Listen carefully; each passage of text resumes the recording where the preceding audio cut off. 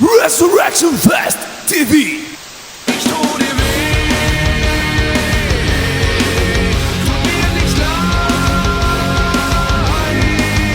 I like your opinion on the bands. We're talking about System of a Down right now with Richard from Rammstein. Is that okay?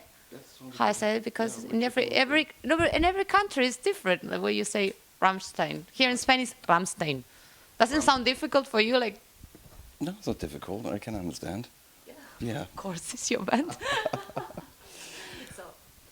Yeah, I mean, we toured with them, like back in the days. The Pledge of Allegiance was that was the first time we met them, and I think we did like 4 shows with the guitar player because our guitar player Paul, he had to leave, and we played like 4 shows with them. It was kind of fun. Kind of crazy, are they? They're famous to be quite nuts. They weren't really not that crazy. So it's all like a character on stage or something. I guess, I don't know, for me they were quite normal. I mean, very, very nice, the singer Serge, like he's such a very kind person, so I don't have anything bad to say about him, so. I have an explanation for that. You know, you guys are more crazy than them. That's why you don't notice. Maybe that's what it is, yeah. Okay, let's talk about Rammstein. First of all, welcome to Resurrection Fest. First time here. Only show in Spain. That's the only show in Spain. I mean, we didn't do so many shows this year because, actually, we toured last year all the festivals, and so there were like 3 people in a band that didn't want to tour, and there were 3 people in a band that wanted to tour. Yeah. So we made a compromise that we said like we don't want to do as much shows as last year. So that's why we only played, I think, 20-25 shows this year. Why is that? Are you becoming a bit lazy, or? No. It was just like we're in the middle of actually our recording and like creating songs and writing. And there's, we're like in Rammstein, it's a democracy, so everyone has a vote. And so if have 3 saying yes, 3 saying no, so you have to have a compromise. So that's what we did. Actually, being lazy. No, okay. I love actually I love like the rhythm that you're actually playing during the summer. You're out there, you can see countries, you see other bands. I love that, just versus like going on tour for months, like in the winter. I don't like that. So, and then in the winter you go back in the studio and start to write and write new songs. It's a great rhythm. It's different than it was before. Well, tell me about that, because I know that you're planning to release a new album in 2018. What can you advance about the album? What can you tell us? Well, first of all, like I don't think that we have any dates in mind at the moment. And there was something when we started, and I was very skeptical to go back with Rammstein into the studio. What's that? Because the last time we almost broke up because of making a record. So it's always very, very stressful and painful. And I think like going through that experience, I was a little like nervous about that. So, and we came up with the deal. We said like an agreement. We said like that we want to go back and only record maybe 5 songs to not push any put any pressure on us. Mm-hmm. So when we started like 2 years ago, and I can say like just playing with the guys for some reason it was very natural, and I had a lot of fun. And since then, we just created like around 28 ideas. I wouldn't say songs, but ideas. And somehow we managed to move back to the beginning of the world of Rammstein, where we basically are very emotional and very enthusiastic about like writing again. It wasn't like that before, We came back to a point that everyone is really respecting the other one, and it feels like kind of like a circle almost, that we start from zero again, which feels going nice. Back to the basis. Well, it's kind of like you've been through all the problems which you have when you play with the same lineup for 22 years, which is difficult. Like a lot of bands, they can't really stay there, changing people, and we don't really believe in that. Well, we've been through a lot of downs, and there were probably like a lot of moments where I felt like, I don't want to do it anymore, I don't want to be in a band anymore. But somehow we managed it through talking and communication to stay together. So That's great. now here we are, writing and feeling very good about it. So I'm pleased. That's great. You know what? You're one of those few bands who doesn't believe in that formula of releasing an album every 2 years, like release an album, tour the album, go into studio again. Why is that? Because you can do it, or because you choose that? Yeah, well, there's a different reason for everything, obviously.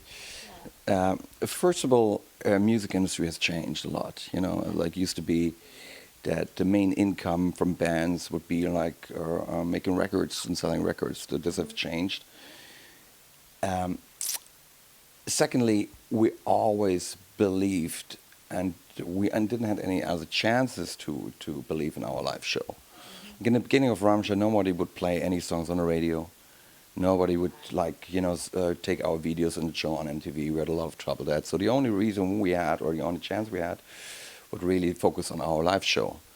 And we didn't know at this point that it would have changed after years. So for our focus was always playing live in the beginning. As a European or a German band especially, you have to tour much more than other American bands. They're playing their market, and then they come to Europe and play maybe 2 or whatever, 5, 10 shows. That's it. So we always had to play like the European market and go back to America. So we played a lot, much more, I guess. So we always had a different rhythm. And also the other reason is that when we do a record, it takes forever. Because again, like we're 6 members, they have 6 different. Perfectionist, maybe. Well, first that's too, but also like we have 6 different opinions about everything, and everyone in the band thinks that he's on the right path. So it's a lot of discussion and compromising. It takes a lot of time until we finish a record. So, but at the moment, we're really in the situation that we don't have to do it. We're really kind of privileged to not having any pressure. There's no record companies or managements or something. It's only us that put pressure on us, and we're at that point in our life that we kind of feel that we want to be sure that what we do is worth putting out. And we also want to have the freedom to say, what, that's not good enough. Let's just don't do it. It's a real privilege to do so, and I'm happy that we're in this situation. Well, I think that's great. After 3 decades, you're one of those few bands that they're actually all together from almost day one. And they always says that a band is like a family, and obviously it's quite difficult to agree on everything, but you guys manage it really well. Well, as I said before, I think to do that, it needs a lot of communication, a lot of love, and a lot of reflection about yourself. There were times like, I needed distance. I moved to New York at one point in my life, just to see the bigger picture.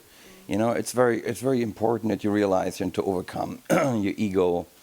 See the bigger picture and with the band and see what it needs. And sometimes you have to realize that doing more is not even the best formula for the band at the moment. Sometimes you have to step back.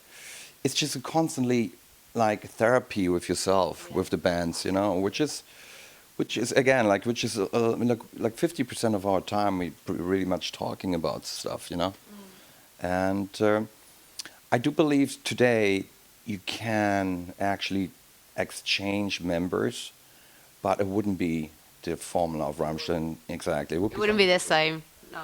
It would be something different. I made my experience like way before Rammstein. I had a band before, and I hated the bass player.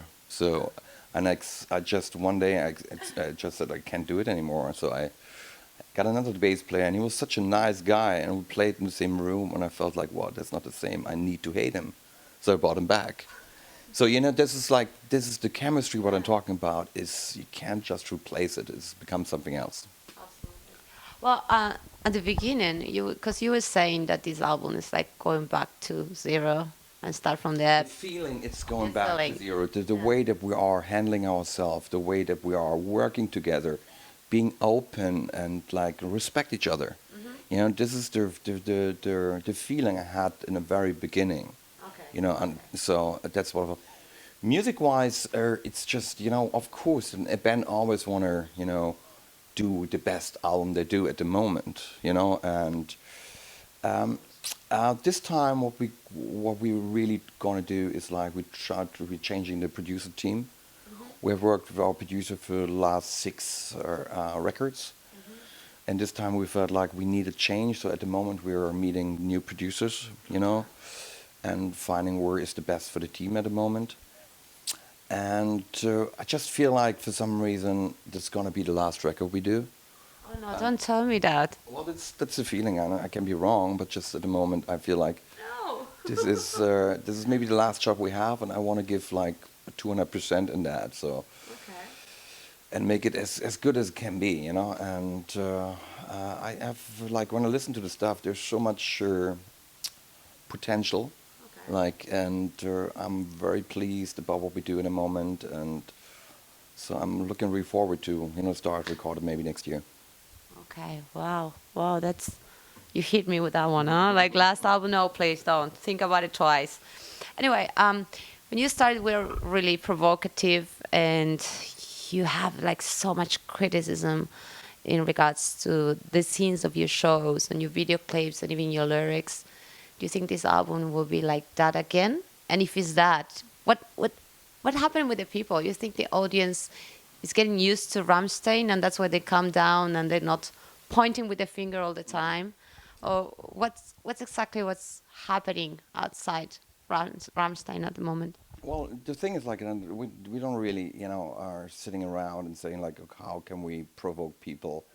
You know, this is something that doesn't really work. First of all, like I think, as a true artist, you always have to please yourself in the beginning, you know, and somehow when Rammstein comes together, it is something very dangerous, and there's always like moments where we're coming up with things that are apparently provocative. And to be honest, like, and I think like to play in that band, it's also a part of our job to provoke in a certain way, to polarize, and to, you know, to touch people, you know, in the end, you know, it's in a good or a bad way.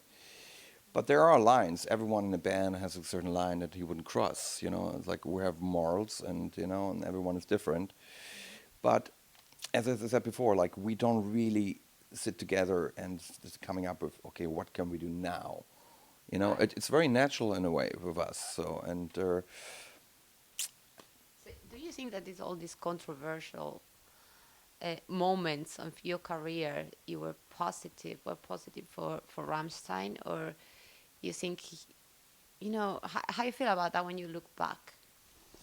I don't look back in a way that, you know, it's like, okay, when we did that, that gave us more publicity or something. It's just, I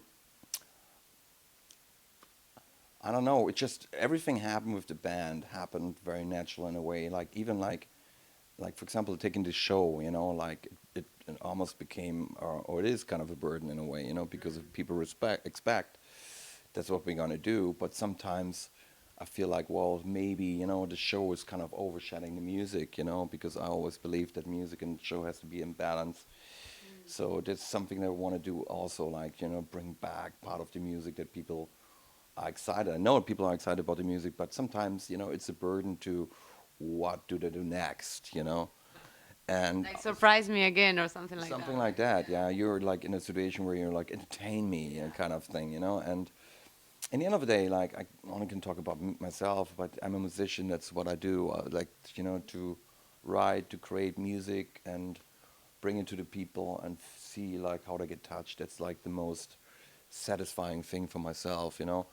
The other parts, you know, the show, it's important too and stuff, but personal, like, there's something I get the most satisfaction to write songs and feel like people, because they will survive in the end of the day, you know. It's like, you know, there's something that people hopefully will listen when I'm not even there anymore, you know.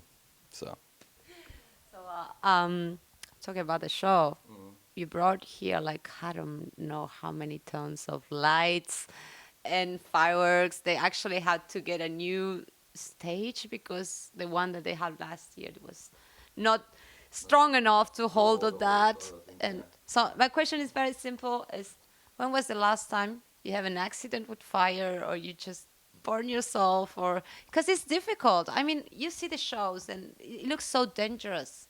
Well, we're like, we're doing that for 20 years. We like back in the days when we did it ourselves, there was like one accident but that was 15 years ago, and then we kind of made clear afterward that would not happen again because we hired like professional companies, you know, like that. Because we really realized we couldn't do it anymore. There was a point in our life or that we said like, well, this goes out of hand. So, and I mean, fire is always something that it's hard to control. Even though we have a lot of experience, and there's like little accidents here and there. You get burned a little bit. That's part of the deal. So it's okay. I don't mind. So why I'm asking this because I read somewhere that they say that these people is coming with almost 70 crew members.